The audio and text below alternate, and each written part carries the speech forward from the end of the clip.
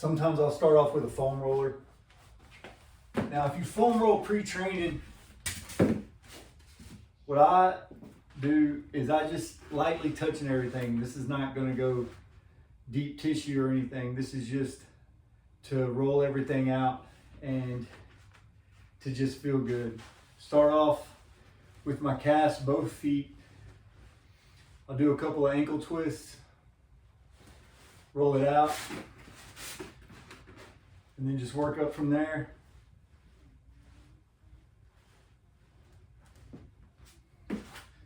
I'll go to my hamstrings.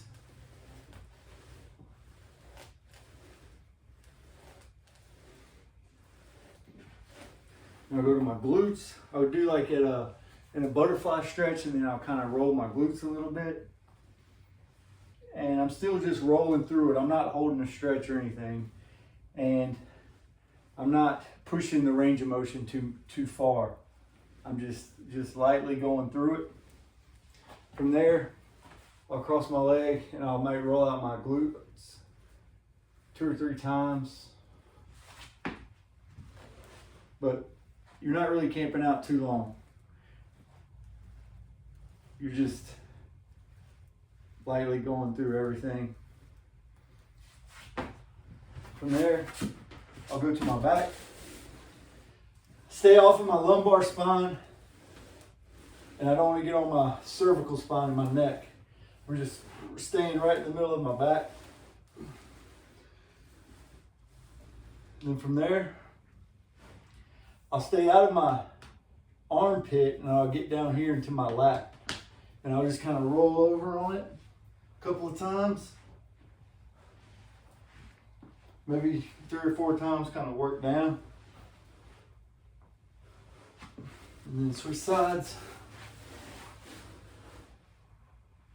I'm not digging too deep, I'm just rolling over the muscle.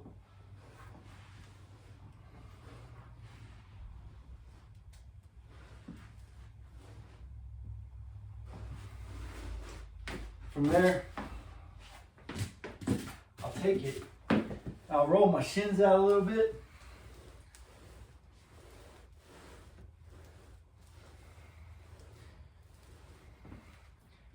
Stay on the meaty part of your shins. And then I'll go to my quads, stay off my knees. And I'm just trying to, I'll roll up and down my quad a few times. And then I may bend my knees a few times. And then work down that quad muscle. And then I may roll side to side. But I'm not pushing the range of motion where my feet drop. I'm just rolling my quads out just a little bit. Then from there, you get off to the side and you can roll that hip flexor a little bit. You can roll on it. You're not spending too much time.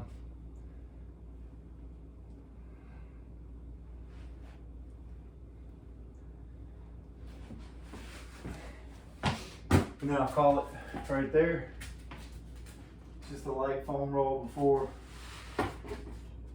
you start working through some dynamic ranges of motion. And that took 4 minutes. All right. So from here, now I'll go back to the ground and I'll plant my feet flat. And then I'm just going to drop my hips and my knees, or drop my knees to the floor. And I'm just working a range of motion. I do this to open up my hips and it makes my low back feel good. So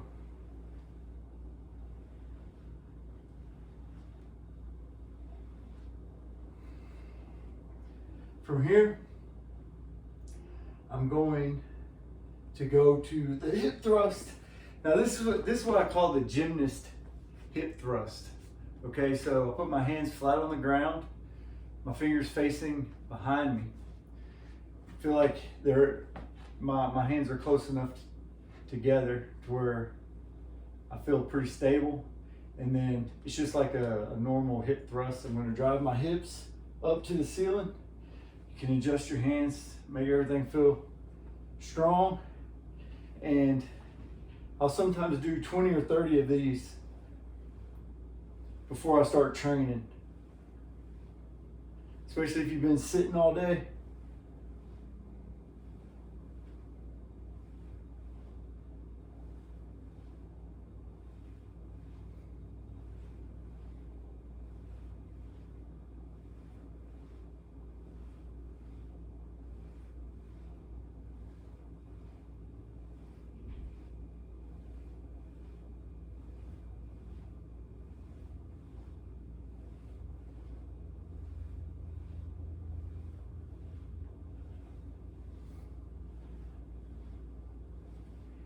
And be careful with your wrist, because this can cause some strain on your wrist. So if it hurts, don't worry about the gymnast hip thrust. You can just stay on your back and then just do a normal hip thrust or a hip bridge. I just like to hold it for a second. From there, you can roll over on your side and you can do a few clamshells. And all you're doing is trying to get your glutes ready to fire off.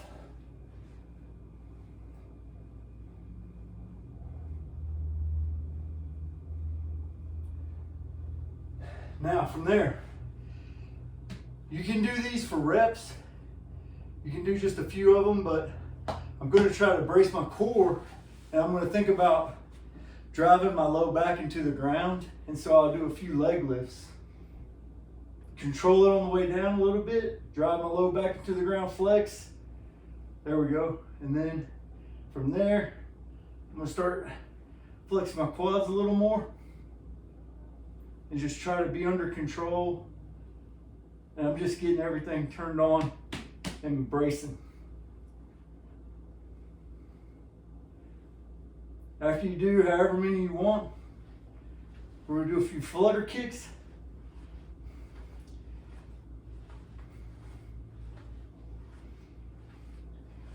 You may feel these in your hip flexors, but what you want to do is treat this like an isometric core exercise where I'm driving my low back into the ground and I'm flexing and braced up. And then from there, we're going to go to, I call these V-ups. That's just what I've always called them. I'm not sure if that's right or not, but I'm gonna go drop my head through my arms, and then I'm gonna drop my hips down to the ground. You don't necessarily have to look up, but you look straight ahead, and I'm trying to flex my glutes here, and you'll feel that stretch in your hip flexors. I'm not trying to camp out in any one position. I'm trying to hit the position and I'll work back through the other position. And I'm thinking, flex my glutes, and then I'll put my head between my arms and push my heels towards the ground just a little bit. I'm not necessarily stretching as much as just working through a range of motion. And sometimes, depending on how I'm feeling, you can do, I do up to one set of 30 of these, just depending on how everything's going. You can knock out 10, 15, 20, 30. You can just start working through that range. You can also adjust your hands, start creeping them closer to your feet.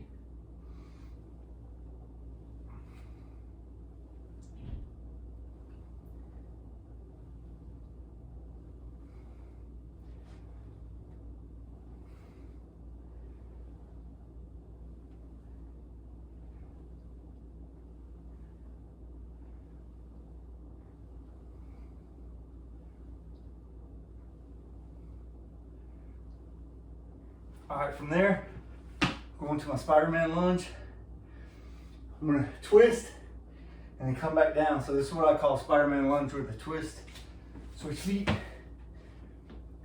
You can Try to drive your elbow to your ankle and then twist up, hold it for a second.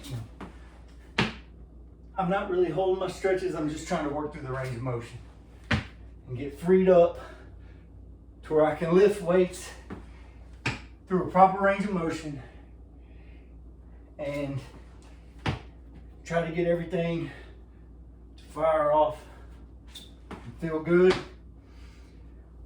Now what will happen is, for a couple of weeks, as you do this, the actual warm-up might make you sore if you're not used to it, but if you do this regularly, 3-4 times a week, you work through a warm-up, your body will get conditioned to it to where it's not going to inhibit your performance in any way.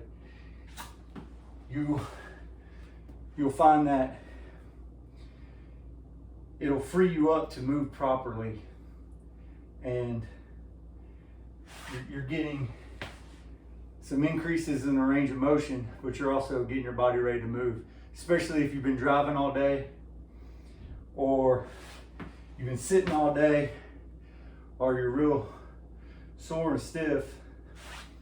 You just keep moving around and not forcing the range of motion. Just keep going back to the position. And then as your heart starts beating and the blood starts flowing, you'll be able to gain a greater range of motion, but you're not forcing it. All right, from there, I'll sometimes do, you call these a deep squat stretch, but what I'm going to try to do is grab my feet and my ankles, and I'm just going to drive my hips down and my chest up. Now I'll come back up, do it again, come back up, drive my knees out with my elbows just a little bit. I'm not forcing nothing.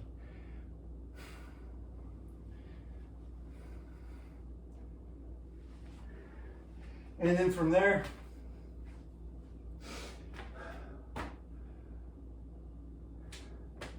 go quad ripper. This one you might want a pad for your knees. Definitely, I want my laces down on the mat. What you don't want is you don't want to kick this foot out and turn your toes out, okay, for this stretch. You'll jack up your knee. So right here, I'm just working on the quads and the hip flexors. I'm going to go laces down, adjust everything to where it feels comfortable, and then I'm just going to lean back on it. A lot of guys have no problem just going all the way to the ground. You just want to be careful. But this is one stretch that I'll take exception to, pre-training for sure. And I'm not necessarily, I'm trying to take a deep breath and relax, but I'm also actively will flex my glutes. And then I'll also reach back and kind of gently look behind me and then come back. And then I may do the same thing I will do the same thing on the other side. And you can kind of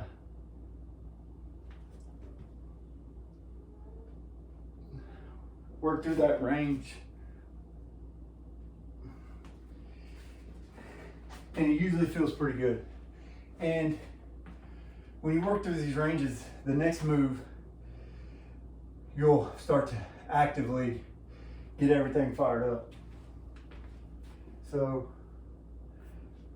the next thing we'll do is what we call the floor mantis. And from there, I'm gonna reach up, and then I'm gonna put my hands behind my back, and I'm just gonna work through a range of motion like that. Now, what I wanna think about is getting my hands as high as they'll go.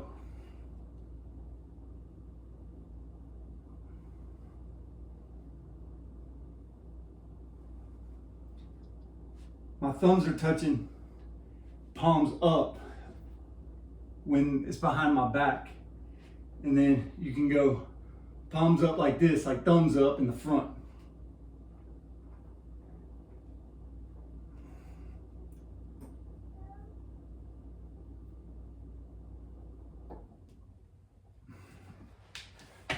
All right, from there,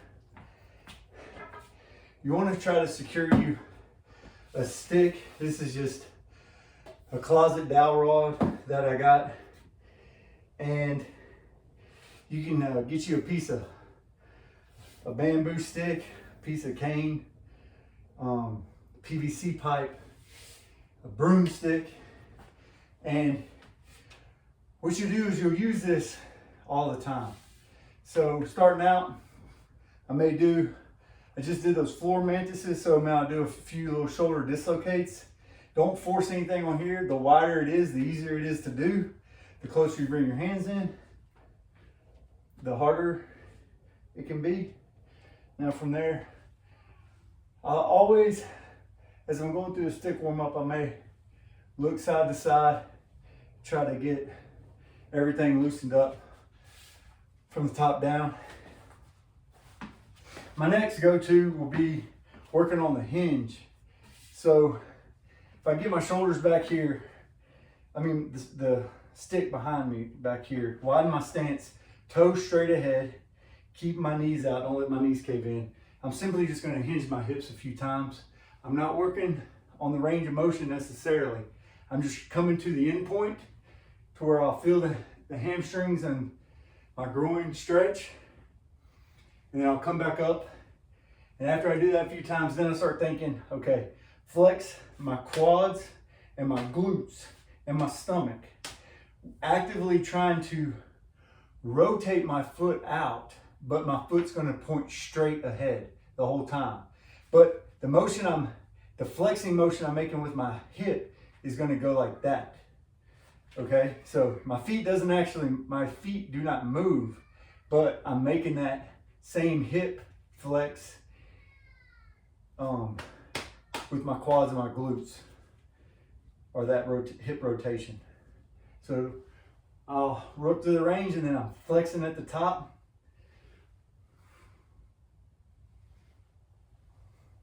And you don't have to do a whole lot of these. You're just trying to work through the range of motion to feel good. This can make you sore, and you got to be real careful of your adductors. All of this in here. Just be real careful that you're not straining anything. And if you have strained your groin, you don't want to do this. With any strains, you don't want any stretching. You want to let that thing totally heal. And when it starts feeling good, you can massage it with a foam roller or a ball, but you don't want to stretch it and keep pulling on it until it gets healed up and you get back to normal. Okay, from there, I will also go small twists, keeping this knee driving out. Don't let the knee cave in. And by doing that, it's going to limit my range. But I'm not trying to feel this in my low back. I'm trying to feel it in my hips.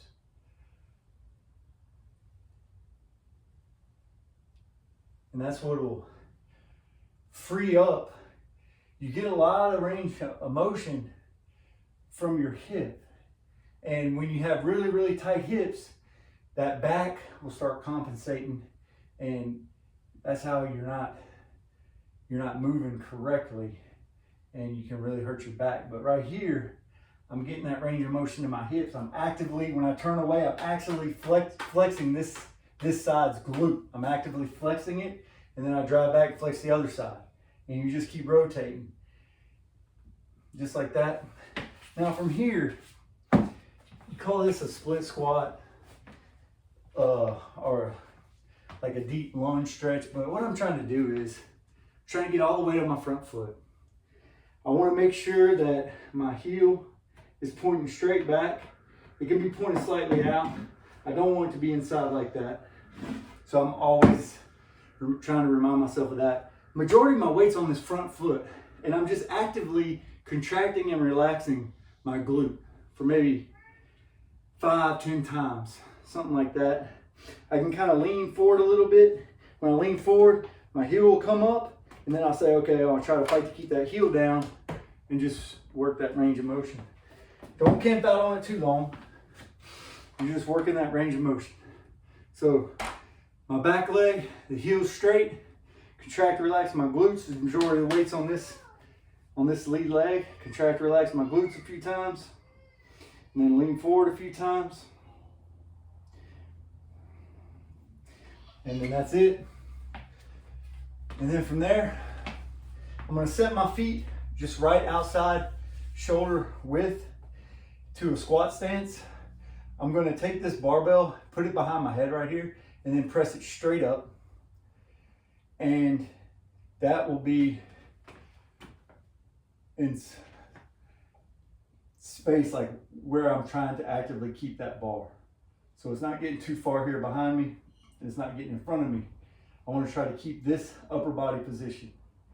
And from here, I'll just do a few overhead squats. So as I squat and I get more and more warmed up, I'm trying to keep my arms locked out, that bar in that position. And I can only squat as low as I can keep this position. So my back's set, okay? You don't want to squat down low, but then compromise by rounding your low back.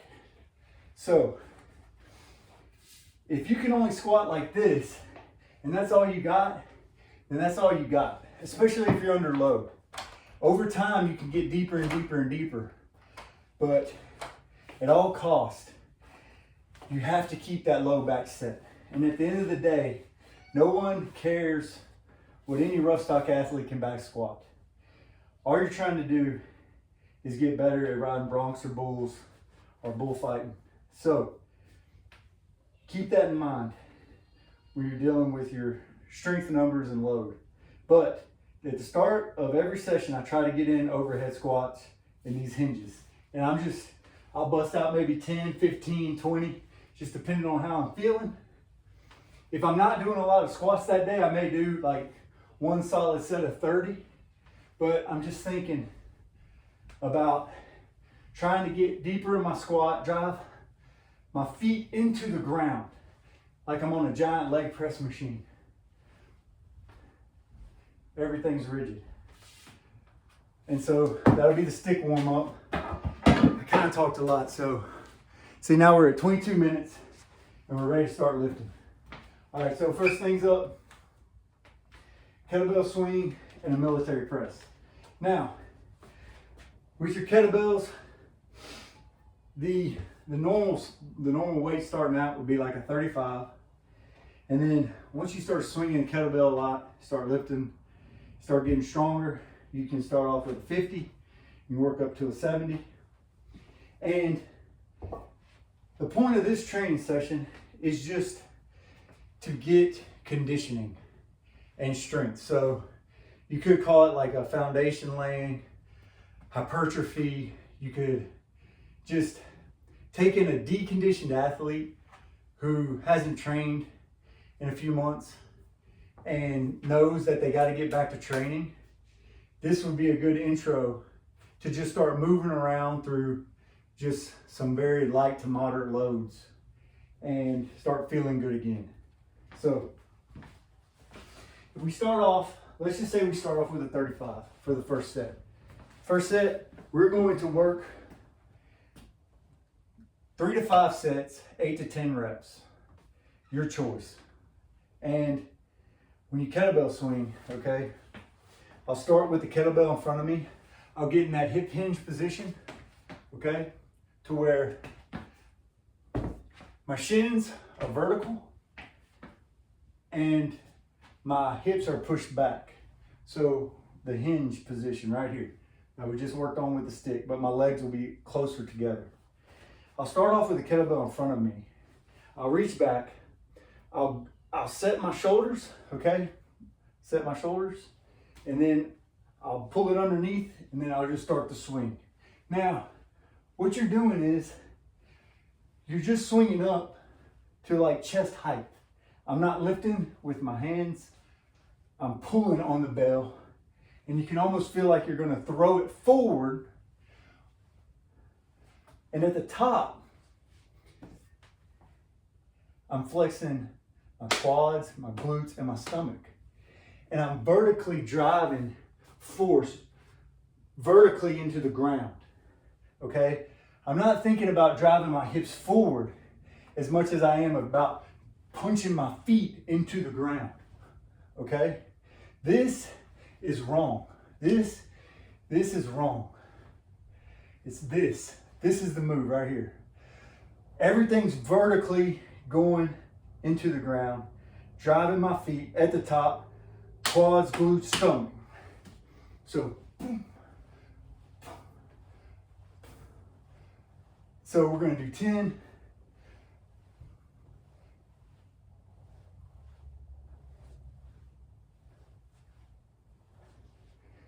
Then we'll go straight to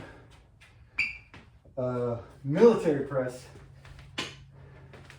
Now, if you don't have a barbell, you can grab some dumbbells. So, empty bar, first set. I'm gonna get my hands probably right outside shoulder width, and I'm gonna drive the bar directly overhead. Just like that. I'll keep my elbows underneath the bar, maybe a little forward of the bar. But when I drive up, I'm driving up where my arms are aligned with my ears. And the weight is ideally stacked over my feet. Okay? This would be bad. This is bad.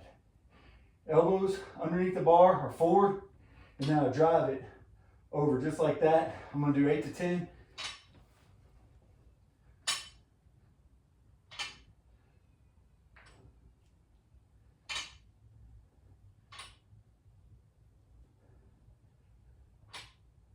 At the top, I'm thinking, squeeze my hands, flex my glutes, quads, stomach. That keeps me in neutral spine, keeps my pelvis right. And then you make even a strict military press a total body exercise. You want to think of everything as a total body exercise, from my hands to my feet. Everything's turned on, working together for bracing, for your structure, and for those neurological adaptations. And it keeps you protected when you're training. Okay, so next up. Now, if you're new to training, we'll do all the sets with 35. If you need to go up, then go up from there. So, the next thing we'll think about is I want to keep my hands up high, close to me. My back set, so I set my back by flexing my lats, big chest. And when I hinge, my hands are staying up here. Okay, if you're swinging the kettlebell, you're waiting for it to right to where it's about to hit you, and then you're gonna hinge your hips, and then you're gonna drive it back, okay? When your hands, when you hinge too soon, you're coming down like this, and your hands are low now. Okay, and that's bad. Anytime your hands are getting away from your body, it's unsafe and you do not have an advantage. You always keep everything close and tight to you, okay? That goes with a barbell when you're lifting and a kettlebell when you're swinging it, okay? So when you're in this position right here, you're strong, okay? But if you've hinged your hips, and now the bell's down here, then you're out of order. So one thing you have to think of, especially the stronger and more powerful you get, is that bell's going to float a little bit. So you got to time it, and then you'll hinge. Remember, driving force straight into the ground.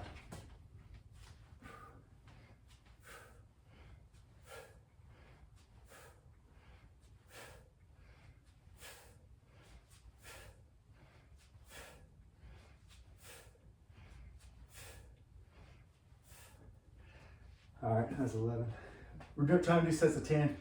Sometimes with a kettlebell, if it's super easy, you can bump it up 10 or 15. You just want every rep to be really good quality. All right, so from here, we get the empty bar, or you can add weight, depending on how it's feeling. If I was gonna add weight, I'd probably add about 10 pounds on each side. And we're gonna press again. So from here, Another trick you can do is at the top. If you're doing strict military presses, you can take a deep breath at the top, just like you would a bench press. This would be my new starting position. So I may go.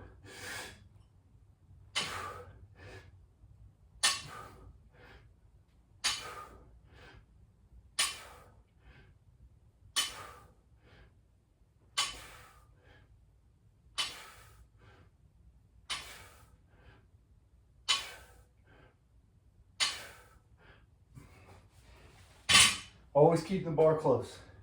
We'll go right back to the next set.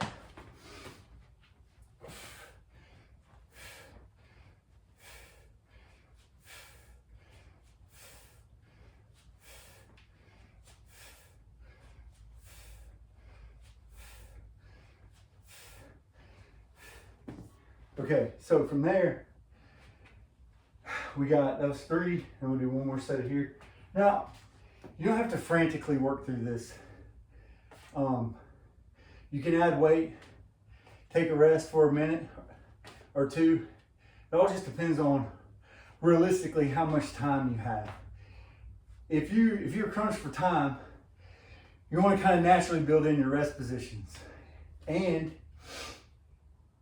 the more you train, you'll have a sense of, like, depending on the sets, reps, and what you're doing, you'll have a sense about, hey, I'm ready to go again. So as weights get heavier and heavier, and we are exerting a lot of force, then you're gonna have to take a longer rest period. But for something like this, is just the conditioning, the weight is very nominal because we're just working through these ranges of motion and trying to condition our body, increase our work capacity to be able to start training heavier, to start training faster. Then, you know, you can take you a couple of breaths and then get back to it.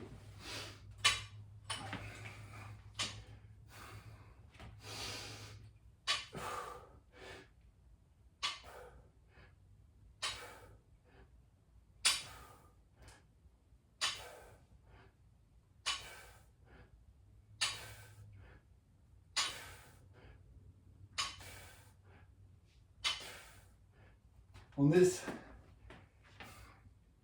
you'll have to get a feel for how wide or how close you want your hands to be. But you don't want your wrists to hurt and you don't want your elbows to hurt. So you can kind of come out wider and it may feel better, but I always err towards close, keeping everything kind of close. And how I do it is I stick my thumb and my pinky out and I hit the 2 Olympic the knurling marks for Olympic lifting, and I know this is my grip. So you can play with it. You can just stick your thumbs out and adjust from there, but you want the bar to be even in your hands. All right, so we did 3 sets there for half an hour. So I mean, everything's pretty light, so depending on how you feel now, you can knock out your 2 sets. I may go ahead and knock out 2 sets just to get it for my own personal benefit.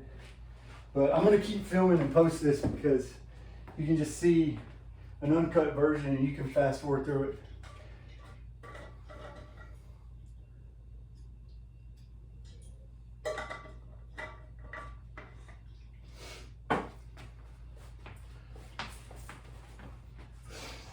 So I swung the 35 and the 50 for a long time before I went to the 70 and the 100. And so you just gotta be smart with kettlebell swings. You wanna get a lot of reps at 35. And another thing, as time progresses, I'll show you how you can make the 35 kettlebell swing harder by adding bands. And that way, you just don't wanna compromise yourself. All right.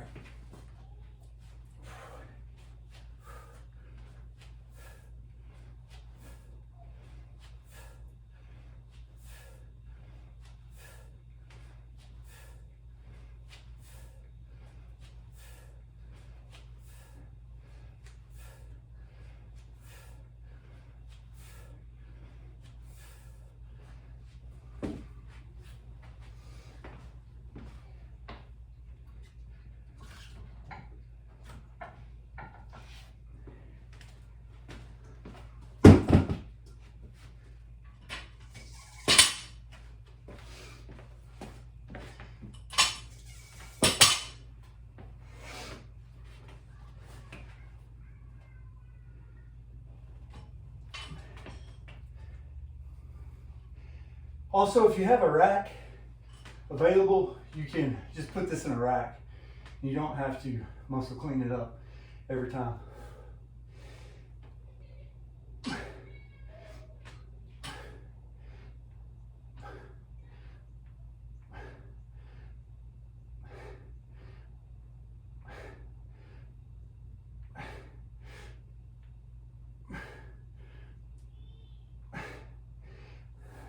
Another thing here is I don't want to come really low. I want to always keep it right above my shoulders. So don't come down low like that. And if it hurts you, any part of your shoulders or wrists or anything, you can even stop at like chin level. No big deal. All right, one more set.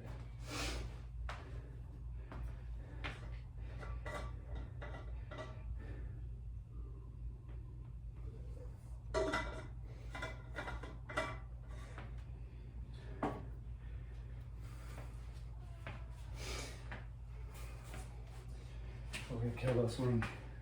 Yeah, one more, one and one. Here we go.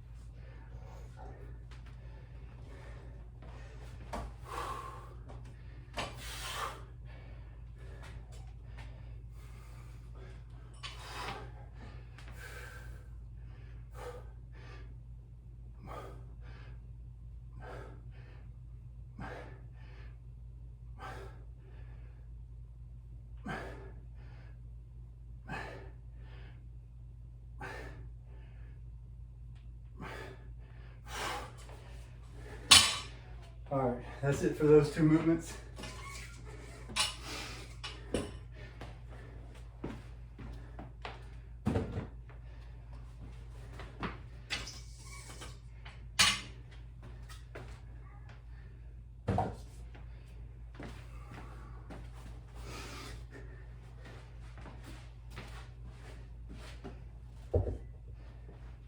All right.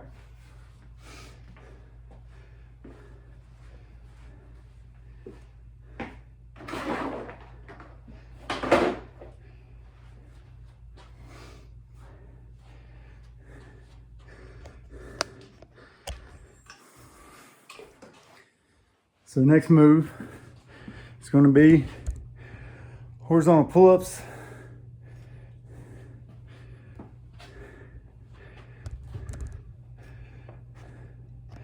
So I have my children's pull-up bar attached to it that I'm going to be using, but for the most part,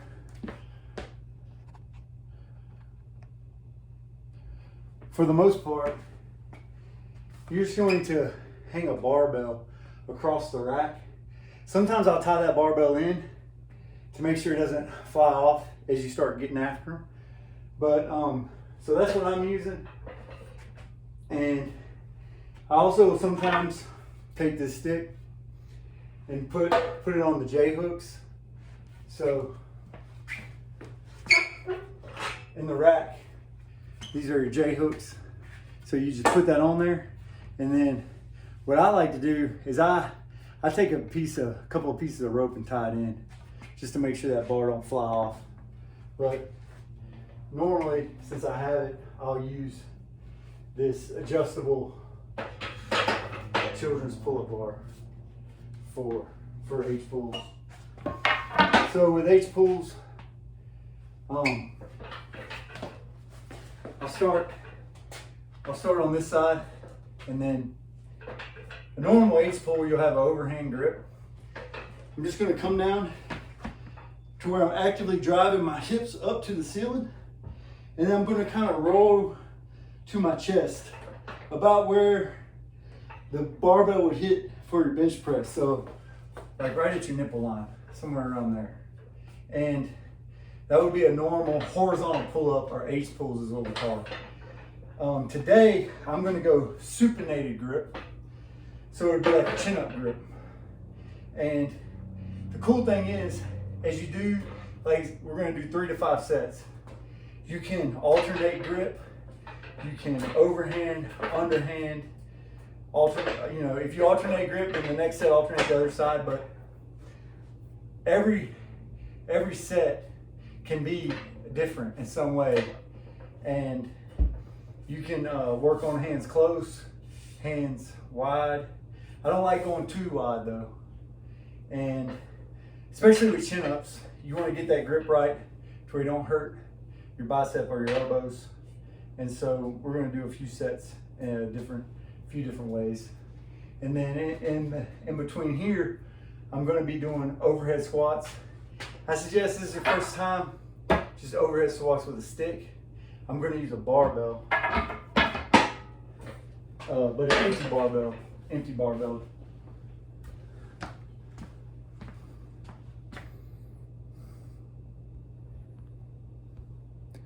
Yeah, that camera won't zoom out.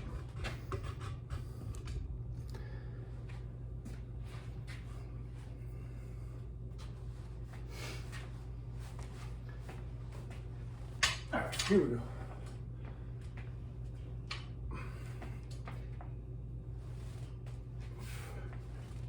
We're gonna do 8.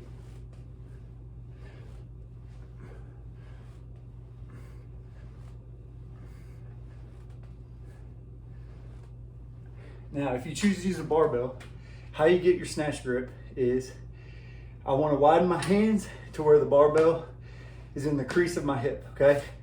If my hands are too close, I'll hit my leg, and that's going to be too close for these overhead squats.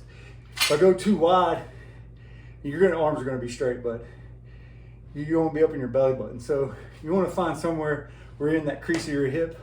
The wider your grip is, the easier overhead squats will be. And then from there, just like with everything, I'm going to zip it straight up my body, just like that. And then I'm going to flip and punch it overhead, just like that. So just muscle it up. If you got to cheat a little bit, just bend your legs and just jump it up. Try to keep it close, but don't hit yourself in the forehead. It's common to happen until you get that figured out. So 1 set overhead squat, 1 set ace pulls. Like I said, I come in from the back right here. I'm going chin up grip today. I'll show you overhead grip like this. So I'm just sinking into it, hips up to the sky, and bust out 8 to 10. Try to keep it straight.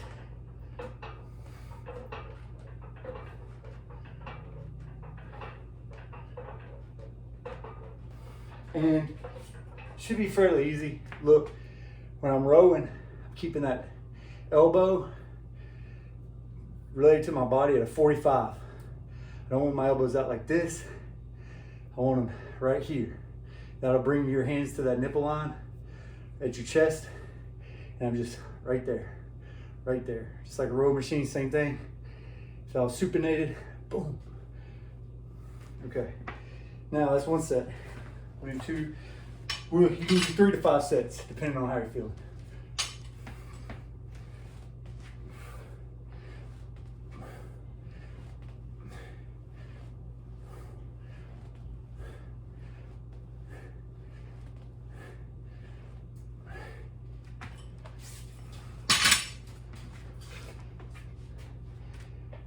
Now what that overhead squat's doing is you're working on your bracing, your overhead shoulder strength, and it's forcing you to increase your range of motion to get your knees up and that knee drive. And you're building that strength in your legs for spurring, but also for landing on your feet and moving your feet quick.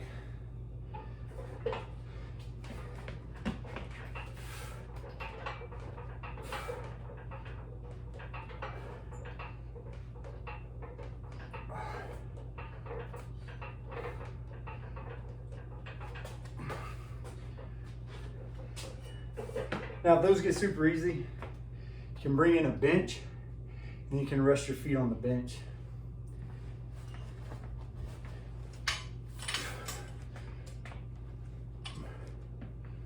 All right.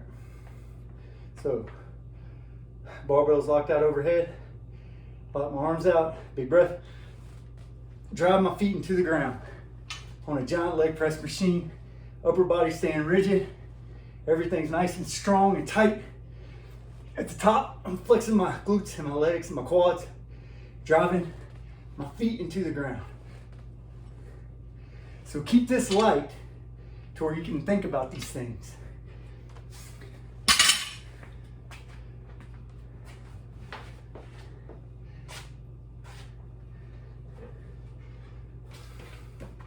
Hips up. Drive my elbows to the ground.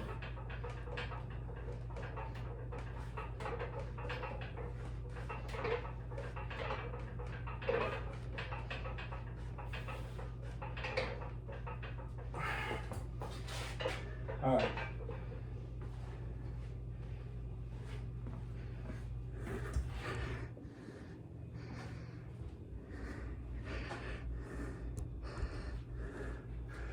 All right, so we got all that work in. It's been 47 minutes since we started, so that's not bad. And that gives us 15 minutes for some cool down, but still some important maintenance work that you'll build up conditioning to. So first up on the docket is ab wheel. So with ab wheel, I want to keep a lot of tension here and in my glutes. I don't want to go out so far that I hurt my low back. And all it is tension. So I'll sneak it out as far as I can, sneak it back, and if you've never done them before, you'll kind of get the feel of how you're able to maintain that tension.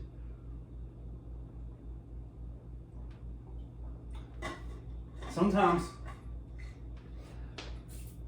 it'll turn into sneaking it out there, bringing it back and resting, collecting yourself, and then try to do it again. Because for the ab wheel, it's not about the reps, but the quality of each rep. So it's not about the number of reps, but the quality of each rep. And for all these movements we're about to do, you can just do one set of them and make each rep as quality as you can. If you get to the end and you feel like you want to do another round, and then do 2 rounds. But this is more of a cool down, and we're going to do some auxiliary lifts, not our main compound lifts, our main drivers of strength, but these are maintenance. So right here on the ab wheel, try to keep my arms like that, reach out, and come back. Like I said, I don't want my low back to hurt. I want to stay crunched up and come back.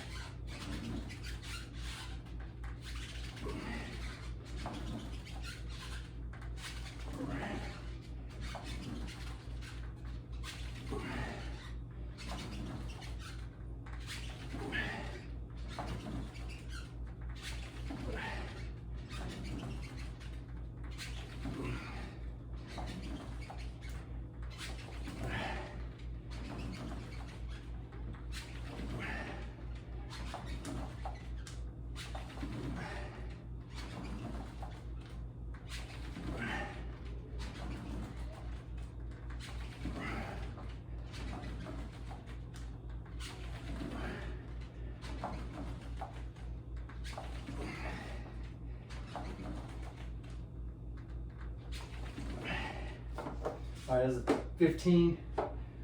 One good set of 15 is not bad for me. Next one, this is money right here. All right. Single arm carry, but it's going to be a march in place. So I would suggest maybe a 30-pound dumbbell. And if you get some extra cash, you want to invest in these fat grips, and they really help. I've tried other brands, but the fat grip is definitely the best. I'm not sponsored or endorsed by them. This is just what I have, and I really like it. So there's that.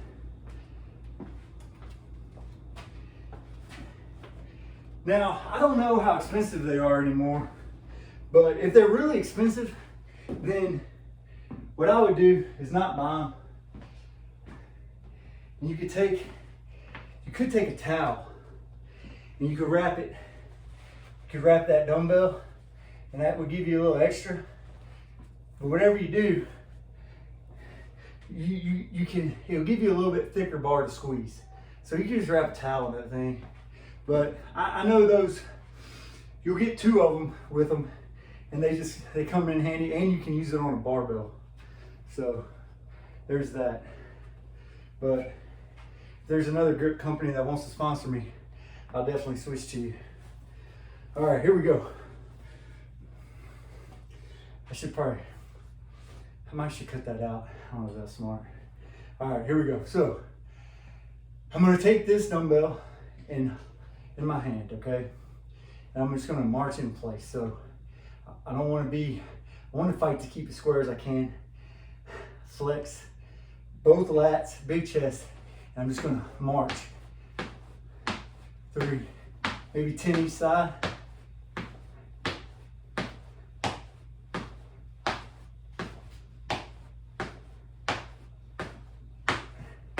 All right, I'm gonna switch. Here we go.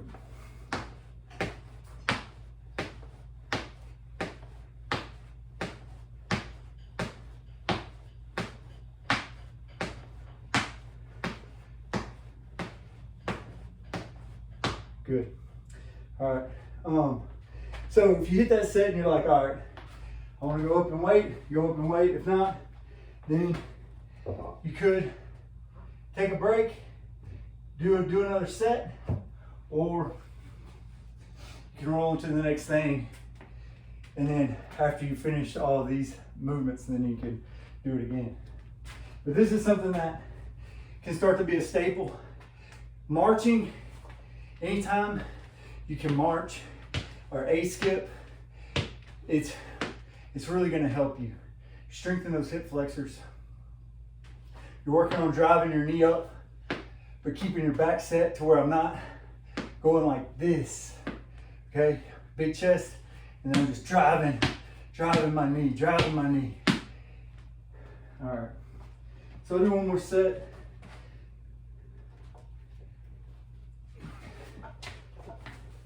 And we'll try to keep the rocking at a minimum.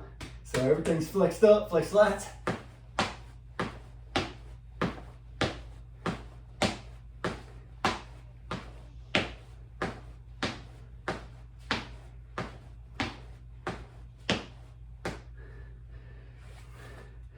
Here we go.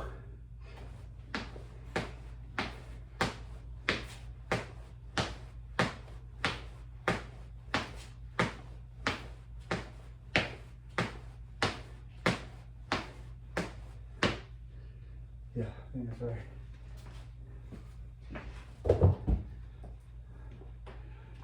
All right, next move.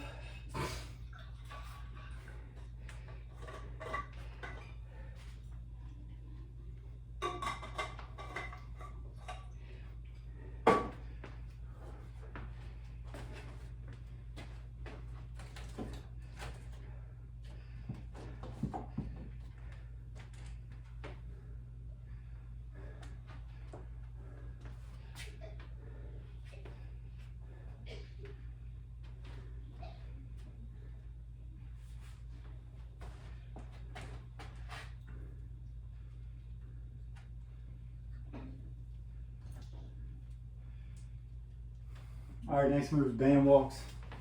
Okay, so there's a couple of different things you can do with band walks. These are the blue Perform Better. most of these bands are all the same, seriously. So find you a blue band.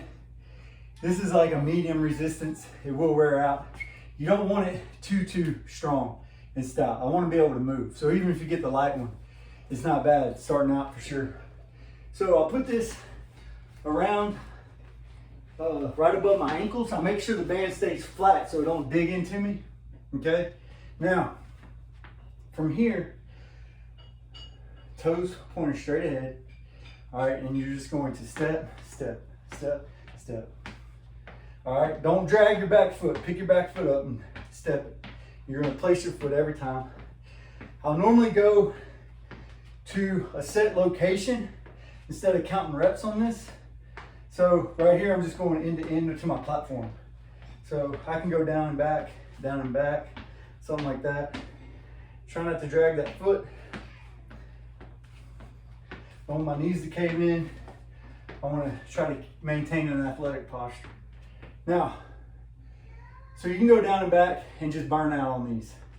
Another thing you could do is, I call it the star drill, but from here, from the athletic position, I'll step out to the side, step back, then go back, back, back, back. I used to go forward. I used to go forward one time, but see how that treats you? I don't think I like it that much. So, but whatever you do, you have the option to go side, front, back, or, you know, alternate side, side. So if I just did that one, I go side, front, back, and I always want to bring it home.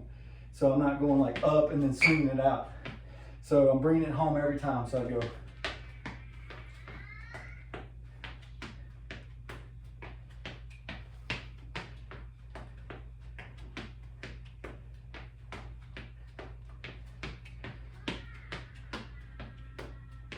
and it'll light you up. All right, so chase that one, Swiss ball squeeze. So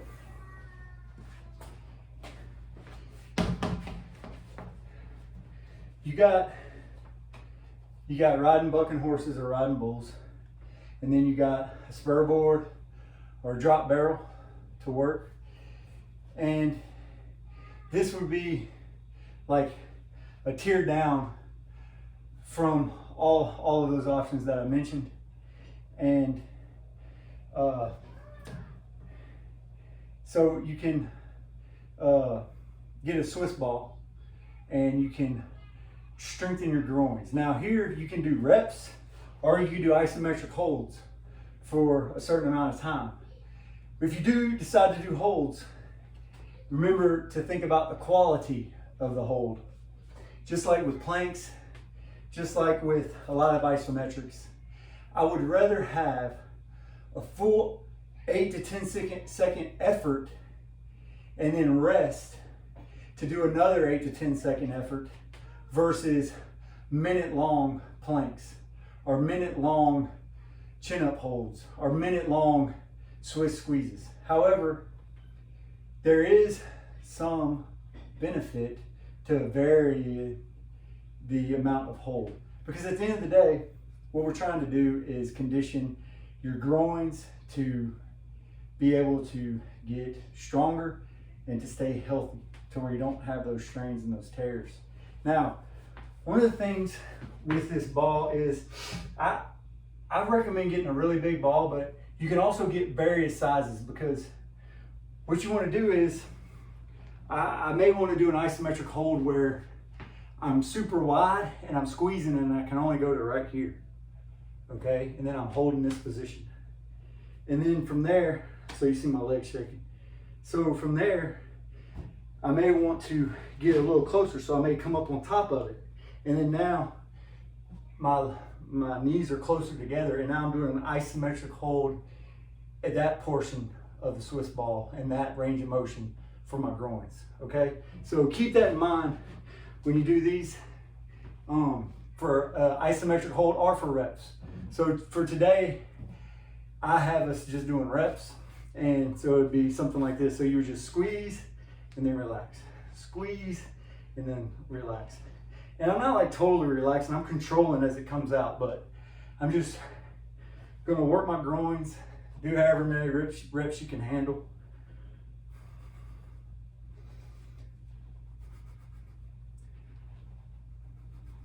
All right, and then now from there, same deal. I'll go to the top, okay? Now my legs will be a little bit closer together, and then I'll just get a few reps. Might just hold it for a second, create a little tension.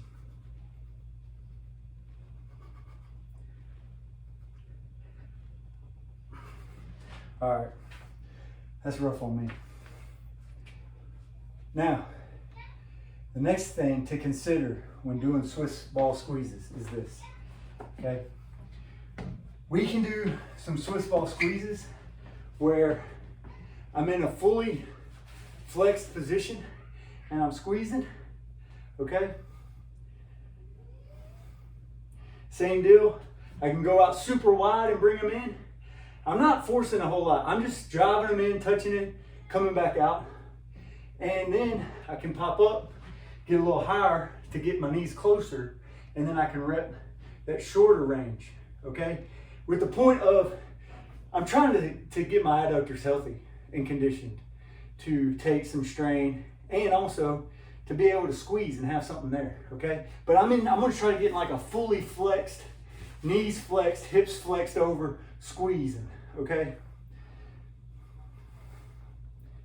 Now from there, I can also have my hips in extension and my knees bent, just because there's no else way to do it on the Swiss ball unless I'm hanging from a pull-up bar. I can keep my legs straight, and we could try that one day. But so here's the next point we're going to think of is, all right, I want to bring my hips to extension, and then I want to squeeze my adductors. So crunch my stomach, everything's driving forward, and then I'm squeezing my legs.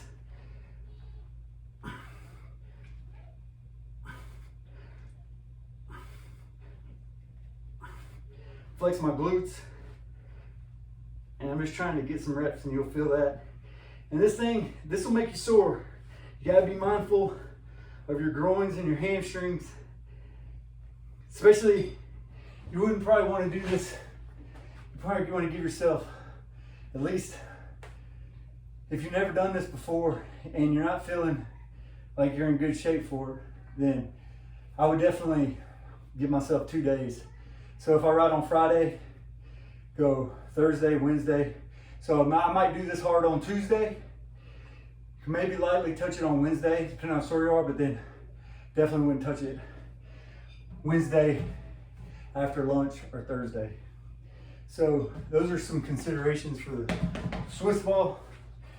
So we'd be right here, fully flexed, drive it, then come out here, extend, and anywhere in between.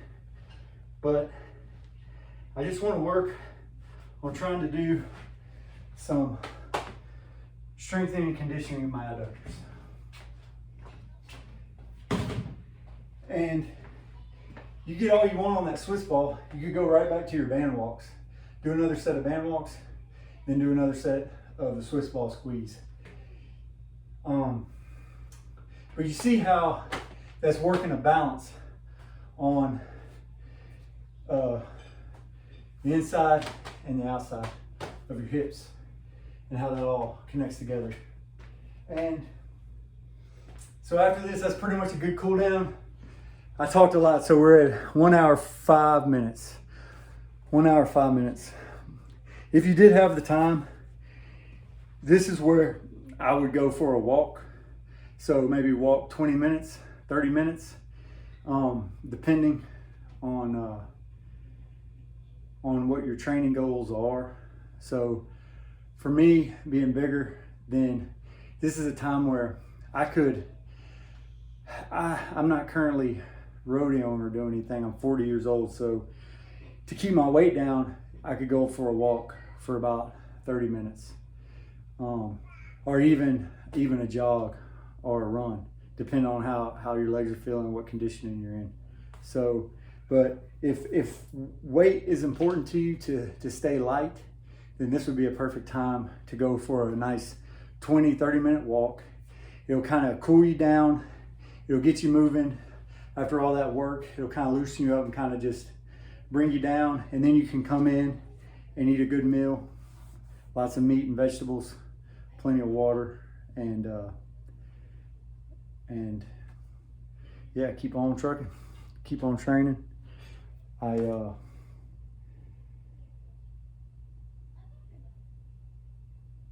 Definitely got to get your sleep, and you gotta take ownership of your training. You got to be smart about your training. Never get hurt in the weight room. Okay, that's rule number one. It's stupid to get hurt in the weight room, so don't do dumb things. Any of these things that I suggest to you is negotiable. So I always program in pencil. Everything can change. For the most part, there's always an alternative move we can do, or you can just skip that movement for the day, especially if you're injured or especially if something's not feeling right. But the gym is a place for you to, yes, you're going to stress yourself to elicit the adaptation, but it's a controlled environment where we can work to get better and not regress to make things worse than they already are. So you have to be smart in the weight room. If you have a question, please email me. If you have my number or my contact information, call me. And we can help, we can work on that. But at the end of the day, you have to set yourself up for success. And one of the ways you can do that is by strength and conditioning. So